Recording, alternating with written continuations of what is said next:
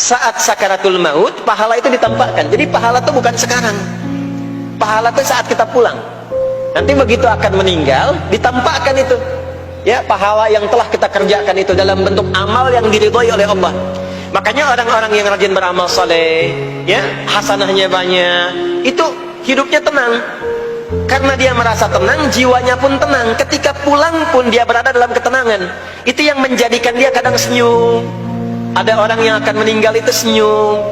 Dia sedang baca Quran, ada yang sedang duduk, ada yang sedang ngaji, ada yang sedang sholat. Saking tenangnya, panggilannya pun tenang. Quran surah 89 ayat ke-27 sampai ayat 30. Ya ayyatuhan nafsul mutmainnah, hai jiwa-jiwa yang tenang, irji'i ila rabbiki radiyatan mardiyah, cepat pulang, aku sudah ridha dengan amalmu, engkau pun akan ridha dengan pemberianku.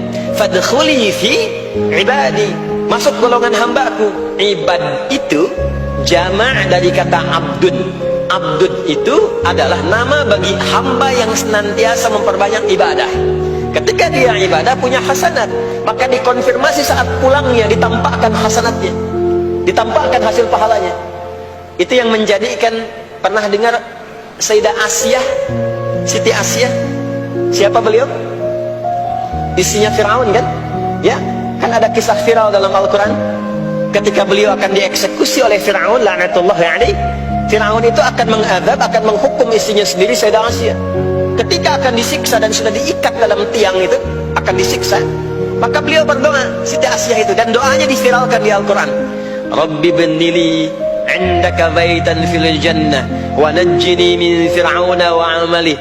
Ya Allah, aku telah berislam, mempertahankan akidahku saat ini sampai dengan sekarang, maka mohon ya Allah, berikan kepadaku anugerah di surga nanti, bangunkan satu istana di surga, dan selamatkan aku dari buruknya siksa Fir'aun, sehingga menjadi tanda bagi orang-orang yang akan beriman bahwa beriman itu menyenangkan.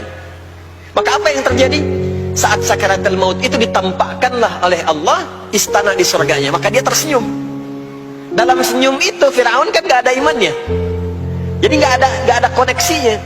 Maka mulai menghardik, kata Fir'aun, ini perempuan mau dieksekusi kok malah senyum. Dia nggak tahu kalau dalam keadaan itu surganya sedang ditampakkan, istananya ditampakkan. Maka meninggallah beliau dalam keadaan sedang menatap istana surganya, ya, dan berhasil wafat dalam husnul khatimah. Dan Fir'aun tidak mencelakai, tidak menghukum, tidak menyiksa beliau itu kecuali dalam keadaan sudah wafat, ya, dia tak terasa lagi.